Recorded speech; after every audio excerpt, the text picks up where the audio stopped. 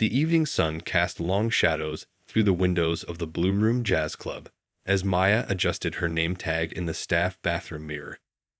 She'd been doing this same routine for the past 3 years, straightening her uniform, checking her hair was neatly tied back, and taking a deep breath before stepping out to face another busy night of serving tables. The familiar weight of her notepad in her apron pocket gave her a sense of comfort as she pushed through the swinging kitchen doors. The kitchen was already buzzing with energy. Pots clanked against stovetops, and the sizzle of grilling steaks filled the air. Chef Danny was calling out orders in his usual loud voice, while the smell of fresh garlic bread made Maya's stomach rumble. She hadn't had time for dinner yet. She grabbed her serving tray and started arranging water glasses, moving with the practiced ease that came from years of experience. "Hey, did you hear about tonight?" whispered Raj, her fellow server, as he rushed past with a stack of clean plates. "We're completely booked. Some big-shot music producer is supposed to be coming in." Maya just nodded, used to hearing about VIP guests.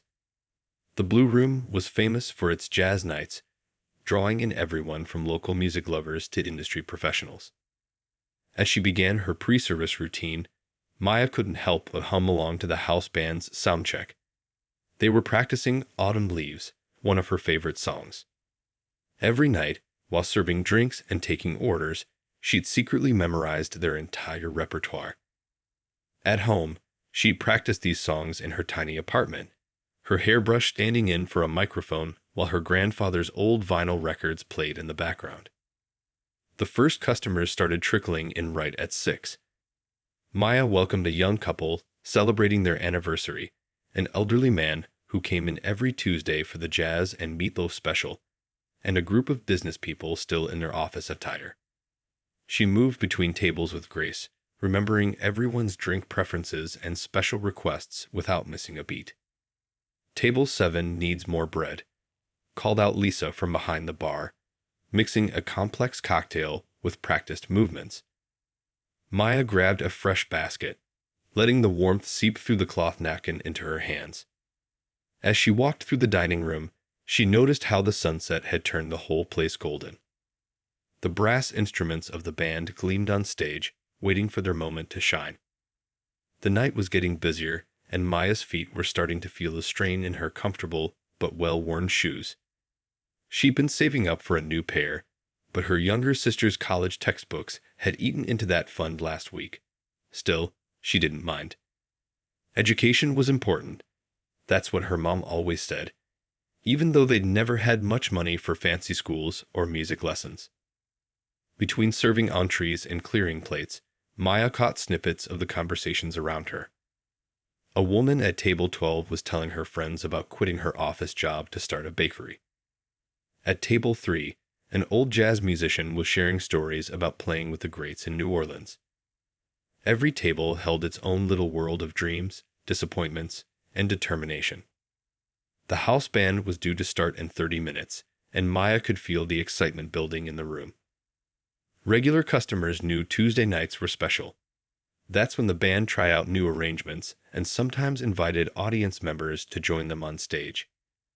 Maya had watched countless performances from the sidelines, carrying plates and taking orders, but always feeling the music deep in her soul. As she refilled water glasses and adjusted table settings, she had no idea that this ordinary Tuesday was about to become anything but routine. The night was young, the stage was set, and somewhere in the universe, the stars were beginning to align. But for now, Maya just focused on her next table, greeting them with the warm smile that had become her trademark at the Blue Room. The clock had just struck 8 when Maya noticed something was off. The house band's lead singer, Rhea, hadn't emerged from the back room for their usual pre-show chat. Instead, there was a flurry of worried whispers and hurried footsteps behind the stage curtain. Maya balanced a tray of dirty dishes against her hip as she watched the band members huddling near the storage room, their faces tense with concern. "Hey, what's going on?" she asked softly, approaching Raj as he rushed past with an empty water pitcher. He shook his head, looking worried. Rhea's completely lost her voice. She can barely whisper. The news sent a ripple of anxiety through Maya's chest. Tuesday nights were their busiest. The room was packed with regulars who came specifically for the live music. The restaurant manager, Mrs. Chen, emerged from the back room looking flustered. Her usually neat bun was coming loose, and she kept checking her phone with trembling hands. Maya had never seen her this rattled in all her years at the Blue Room. Even during that time, when the power went out in the middle of a wedding anniversary dinner, Mrs. Chen had remained cool as a cucumber. Through the kitchen window, Maya could see Chef Danny stress eating leftover garlic bread. The whole staff knew that live music wasn't just entertainment, it was the heartbeat of the Blue Room. Without it, the place felt incomplete, like a story missing its middle chapters. The growing murmur of the dining room suggested that customers were starting to notice the delay. At table 15, a group of business people checked their watches impatiently. The elderly man at table 4, who'd been coming every Tuesday for the past decade, kept glancing at the empty stage with concern. Even the young couple celebrating their anniversary seemed to sense that something wasn't right. Lisa, still mixing drinks at the bar, caught Maya's eye and motioned her over. "They're talking about canceling the whole show," she whispered, sliding a fresh glass of water across the counter. "That music producer everyone's been buzzing about. He's sitting right there at table 9. Maya glanced over to see a man in a crisp blazer, his expression unreadable as he typed on his phone. The band members had gathered their instruments but looked lost without their lead singer. The pianist, Mr. Lee, an older gentleman who'd been playing at the Blue Room longer than anyone could remember, sat at the piano bench with his head in his hands. The saxophone player paced back and forth, his polished instrument catching the dim lighting. Maya's heart raced as she overheard snippets of conversation. They needed someone, anyone, who could carry a tune and knew the songs. Her palms grew sweaty as she cleared another table, nearly dropping a fork as the reality of the situation sank in. She knew every song by heart, had practiced them countless times in her apartment, but the thought of actually performing. Mrs. Chen gathered the staff near the kitchen entrance. "Listen up, everyone. We have a situation here." Her voice was steady, but Maya could see the worry lines around her eyes. "We can't refund all these tickets, and these people came here for music. Does anyone, and I mean anyone, know someone who could fill in, even for just a few songs?" The silence that followed was deafening. Maya felt her heart pounding against her ribs like a drum solo. 3 years of watching, learning, practicing in secret. Could this be the moment her grandmother had always talked about? The moment when preparation meets opportunity. But her legs felt like they were made of lead, and her throat had gone dry. Through the dining room windows, she could see the city lights twinkling, same as any other night. But something felt different. The air seemed charged with possibility, like the moment before a thunderstorm. Maya clutched her serving tray closer, her mind racing between fear and an inexplicable urge to step forward. The next few seconds would either be just another moment in her ordinary life or the beginning of something extraordinary. What nobody at the Blue Room knew about Maya was that music had been her constant companion since childhood. Every morning, she'd wake up to the sound of her grandmother's old radio playing soft jazz tunes in their tiny kitchen. Those mornings smelled like coffee and homemade bread, with her grandmother swaying to the music while preparing breakfast for the family. Her grandmother had been a singer too, though not professionally. She'd perform at local community events, church gatherings, and family celebrations. Music isn't just about hitting the right notes, she'd always say, stirring a pot of soup while humming. It's about telling a story with your heart. Maya would sit on their worn kitchen counter, legs swinging, absorbing every word, every note, every piece of wisdom. For 3 years, Maya had been more than just a waitress at the Blue Room. She'd been a silent student, learning from every performer who stepped onto that stage. During quiet moments between serving tables, she'd study how the singers controlled their breathing, how they connected with the audience, how they made each song their own. Her notepad contained more than just drink orders, In the margins, she'd scribbled lyrics, notation marks, and little reminders about vocal techniques.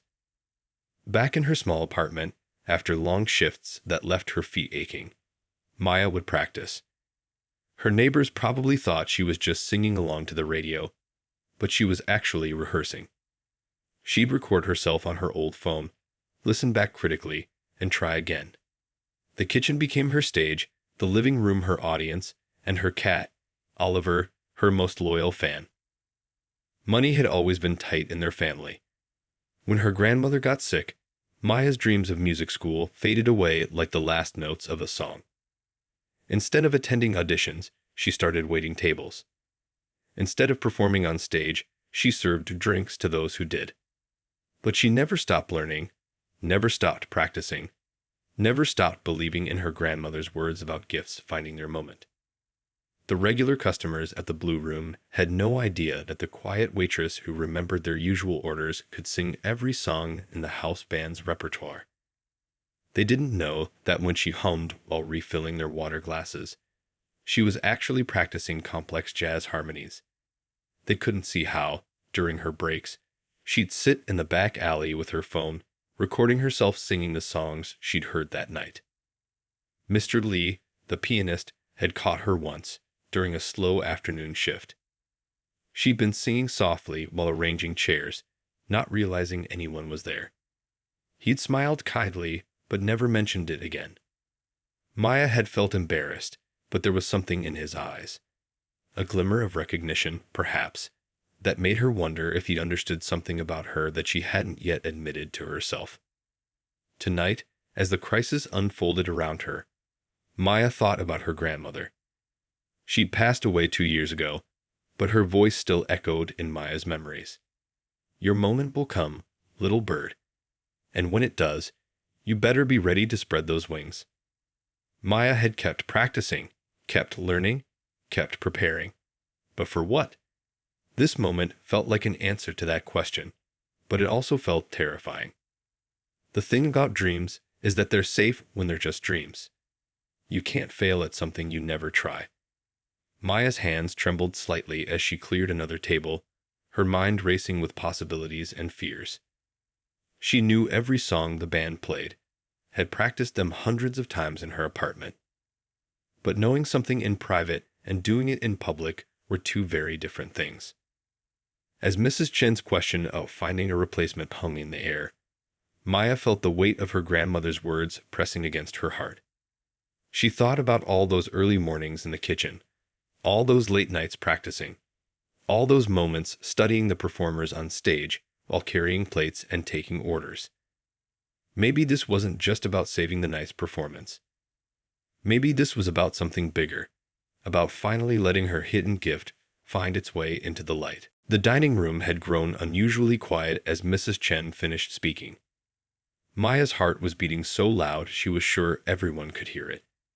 She looked down at her hands, still gripping her serving tray, and noticed they were trembling slightly. The weight of the moment pressed against her chest like a heavy blanket. Maya's voice came out as barely a whisper. She cleared her throat and tried again. I can sing. The words hung in the air for a moment, feeling both too loud and too quiet at the same time. Her coworkers turned to look at her, their expressions a mix of surprise and curiosity. Raj nearly dropped the stack of menus he was holding. Mrs. Chen blinked rapidly, as if trying to process what she just heard. You can sing, she repeated, her voice carrying a hint of hope mixed with skepticism. Like, actually sing? Jazz? The questions made Maya's stomach twist into knots, but she stood a little straighter, channeling her grandmother's strength. I know all the songs, Maya continued, her voice growing steadier. I've been learning them for 3 years, watching the band every night. The admission felt like letting go of a secret she'd held onto for so long that it had become part of her. Mr. Lee, who had been silent until now, stepped forward from behind his piano. I've heard her, he said quietly, surprising everyone. About 6 months ago, during a slow afternoon shift, she was singing Autumn Leaves while setting up tables. He paused, looking at Maya with kind eyes. She's good. Really good. Maya felt warmth spread across her cheeks, remembering that embarrassing moment that now felt like a blessing in disguise. Chef Danny poked his head out from the kitchen, still holding a half-eaten piece of garlic bread. "But can she handle a full house?" he asked, voicing the concern everyone was probably thinking. The dining room was packed with people who'd paid good money to hear professional jazz. This wasn't like singing in an empty restaurant or in her apartment. Maya untied her apron with slightly shaky hands, folding it carefully and placing it on a nearby table. Time seemed to slow down as she walked toward the stage, each step feeling both terrifying and somehow right. The spotlights were already on, casting long shadows across the wooden floor. The band members exchanged glances, a silent conversation happening between them. The saxophone player shrugged and picked up his instrument. The drummer adjusted his seat, giving Maya an encouraging nod. Mr. Lee moved to his piano, his fingers hovering over the keys, waiting. "We should at least let her try," Mrs. Chen decided, though worry lines creased her forehead. "We don't have many options right now." She turned to Maya. "Do you have a song in mind?" Maya nodded, thinking of all the times she practiced this very moment in her tiny kitchen. Lisa quickly mixed a glass of water and brought it to the stage. "For your throat," she whispered, squeezing Maya's arm supportively. "Show them what you've got." The simple gesture of kindness nearly brought tears to Maya's eyes, but she blinked them back. This wasn't the time for tears. The producer at Table 9 had looked up from his phone, his interest apparently piqued by the unusual situation unfolding. Other customers watched curiously as their waitress walked onto the stage, wondering what was about to happen. The elderly regular at Table 4 leaned forward in his seat, his usual meatloaf forgotten. Maya took a small sip of water and closed her eyes for a moment. She thought of her grandmother's kitchen, of early morning jazz on the radio, of countless nights watching others perform on this very stage. When she opened her eyes again, something had shifted inside her. The trembling in her hands had stopped. She leaned close to Mr. Lee's ear and whispered the name of the song, the one she practiced more than any other, the one her grandmother had loved most. He smiled and nodded, positioning his hands over the keys. Maya took one final deep breath, remembering her grandmother's words about moments and gifts and spreading wings. The silence in the room felt electric with possibility. Everything was about to change. The first notes from Mr. Lee's piano filled the room like drops of rain on a quiet evening. Maya closed her eyes, letting the familiar melody wash over her. Her grandmother had always said that before you sing, you need to feel the music in your bones. Right now, Maya could feel every note resonating through her entire body. When she opened her mouth to sing the first line of "The Way You Look Tonight," the words came out soft and gentle, like sharing a secret. For a moment, she forgot about the crowded room, the nervous manager, and the producer watching from his table. In her mind, she was back in her grandmother's kitchen, singing while helping to knead bread dough on Sunday mornings. But then something magical happened. As she reached the chorus, her voice grew stronger, filling every corner of the blue room with warmth and emotion. The saxophone player, who had been watching cautiously, broke into a smile and joined in, his notes weaving perfectly with her voice. The drummer added soft brushes against his cymbals, creating a gentle rhythm that made the song float. People who had been checking their phones or fidgeting with their napkins now sat completely still. The couple celebrating their anniversary held hands across their table, swaying slightly to the music.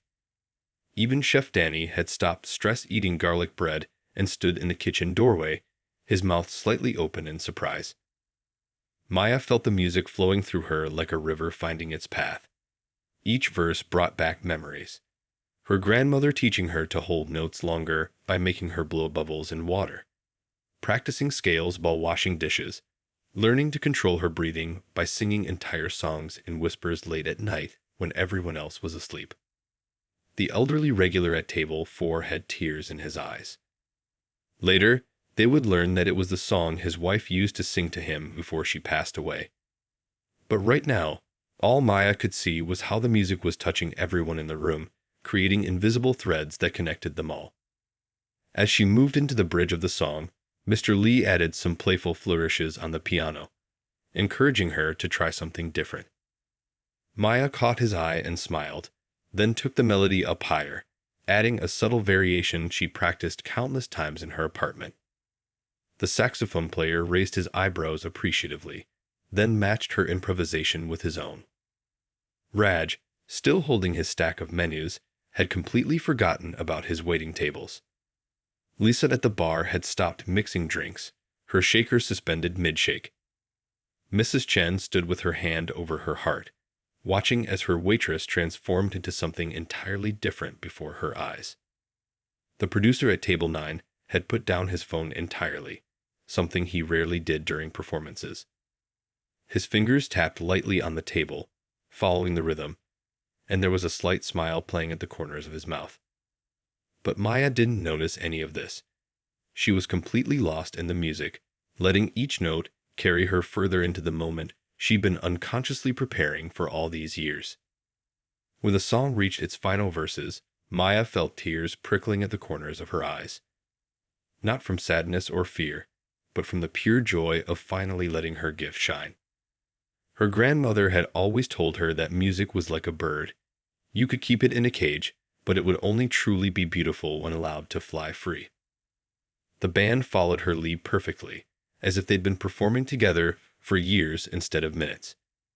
The drummer added a gentle brush roll, the saxophone played a soft, descending line, and Mr. Lee's piano notes became more sparse and delicate. Maya let her voice become softer too, ending the song the way her grandmother had taught her, like putting a child to sleep, gentle and full of love. As the final note faded away, there was a moment of complete silence in the blue room. It was the kind of silence that happens when people are afraid to breathe, afraid to break the spell that has fallen over them. Maya opened her eyes, suddenly very aware of where she was and what she had just done. Her heart was pounding, but not from fear anymore. She felt like she had finally found something she didn't even know she'd been looking for. The silence lasted only a heartbeat before the room erupted in applause. It wasn't the polite, measured clapping that usually followed performances at the Blue Room. This was raw and genuine, the kind that comes from being truly moved. People stood up from their tables, their dinner forgotten, creating a wave of standing ovations that swept through the room. Maya's legs felt a bit wobbly as the reality of what had just happened began to sink in. Mr. Lee reached out and squeezed her shoulder supportively, while the saxophone player gave her a thumbs up. The drummer was grinning and tapping his sticks together in appreciation. They all knew they had just witnessed something special. Phones had appeared in people's hands, recording a moment. The young couple who had been celebrating their anniversary were already posting on social media. Our waitress just turned into a star. The elderly regular at table 4 was wiping his eyes with his napkin, still deeply touched by the performance. Mrs. Chen rushed to the stage, her eyes bright with tears and excitement. "Maya," she whispered, her voice trembling, "why didn't you tell us?" But before Maya could answer, the crowd started calling for another song. The energy in the room had completely transformed. The crisis of the missing singer forgotten, replaced by the electricity of discovering something unexpected and wonderful. Chef Danny had abandoned his kitchen entirely, something he never did, and was standing in the dining room, still holding his spatula like a conductor's baton. "That's our Maya," he kept saying to anyone who would listen, as if he'd known about her talent all along. The pride in his voice made Maya's heart swell. Lisa was already mixing celebratory cocktails at the bar, adding little umbrella decorations, something usually reserved for special occasions. Raj had finally put down his stack of menus and was collecting snippets of conversation from excited customers. Incredible. Where did she learn to sing like that? Is she performing tomorrow too? The producer at table 9 stood up and made his way toward the stage. He moved unhurriedly, but there was an intensity in his eyes that made everyone watch him. Maya felt her heart skip a beat as he approached. She'd served his table earlier, bringing him the house special and extra lemon for his water. Now he was looking at her like he was seeing her for the first time. But before he could reach her, something even more remarkable happened. People from other tables started sharing their own stories. A woman near the window revealed she'd been taking secret dance classes for years, dreaming of performing. A man in a business suit admitted he wrote poetry during his lunch breaks. Maya's courage had somehow given them permission to acknowledge their own hidden passions. Social media was already buzzing. Someone had captured the whole performance and posted it online. Comments were pouring in. Who is she? Where can we hear more? The Blue Room has been hiding a gem. The clip was being shared and reshared, each time with more excited responses. Mrs. Chen was already on the phone with the regular singer, Ria, telling her to take all the time she needed to recover. The customers didn't seem to mind the change in plans. They were too busy requesting songs and sharing the video. The night had taken on a festive atmosphere, like a surprise party where everyone got the best gift. Maya looked down at her hands, still trembling slightly from the adrenaline. Her serving apron lay forgotten on a nearby table, and somehow that small detail made everything feel more real. She wasn't just a waitress anymore, but she wasn't just a singer either. She was both, and maybe that was okay. Maybe that was exactly what made this moment so special. The band was looking at her expectantly, waiting to see what song she wanted to do next. Mr. Lee's fingers were hovering over the piano keys, ready to follow her lead. The saxophone player had already moved closer, eager to see what other surprises she might have in store. The night was still young, and anything seemed possible. As the night drew to a close, the Blue Room felt different somehow, warmer, more alive with possibilities. Maya had sung 5 more songs, each one better than the last. The band had followed her lead perfectly, as if they'd been performing together for years. Even the lighting seemed softer, casting a golden glow over everything like a scene from a dream. The producer, who had introduced himself as Mr. Chen, no relation to Mrs. Chen, sat at the edge of the stage with his business card in hand. "I've heard thousands of singers," he said, his voice gentle but serious. "But rarely have I heard someone who makes me forget I'm listening to music and just makes me feel." He placed his card on the piano, next to Maya's half-empty water glass. "We should talk about your future." Mrs. Chen was already reworking the weekend schedule. "You'll keep your weekday shifts if you want them," she said, her eyes twinkling. "But Friday and Saturday nights, this stage is yours." She paused, then added with a smile, "If you want it, of course." Maya nodded, too overwhelmed to speak. Just hours ago, she'd been worried about making enough tips to help with her sister's college books. The kitchen staff had prepared a special late-night meal for everyone, something they never did. Chef Danny had made Maya's favorite pasta dish, the one she usually could only afford on payday. "Can't have our star performer going home hungry," he said, sliding an extra-large portion onto her plate. The gesture made Maya's eyes well up with tears. The elderly regular who'd been moved to tears by her first song came up to thank her. "My wife loved that song," he said softly. "Hearing you sing it, it was like she was here again." He pressed a worn photo into her hands. A young couple dancing, the woman mid-laugh. "Keep it," he said. "It belongs with someone who understands the music."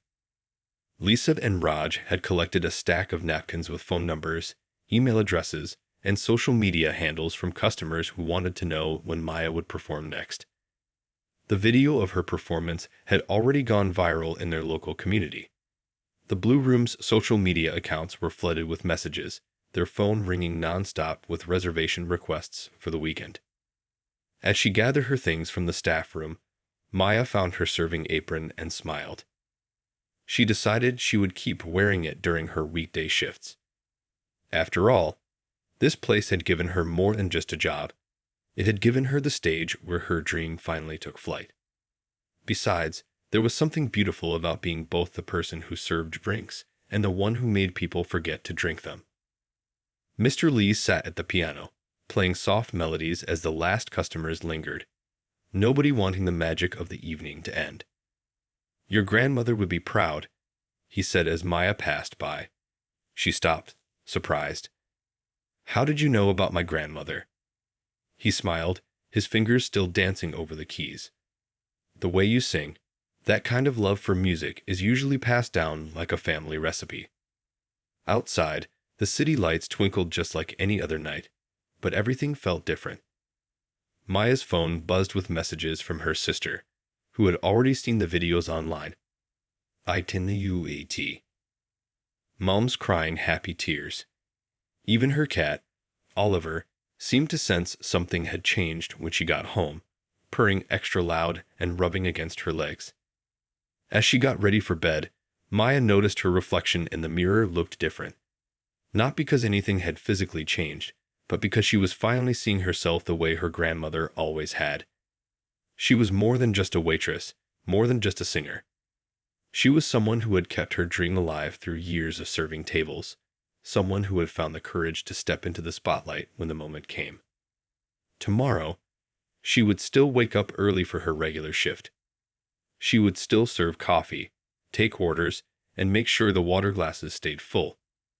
But now she would do it knowing that every moment of waiting had been preparing her for something bigger. Her grandmother had been right. Everyone's gift finds its moment. Sometimes that moment comes when you're wearing a serving apron, holding a notepad, and finally gathering the courage to let your voice soar.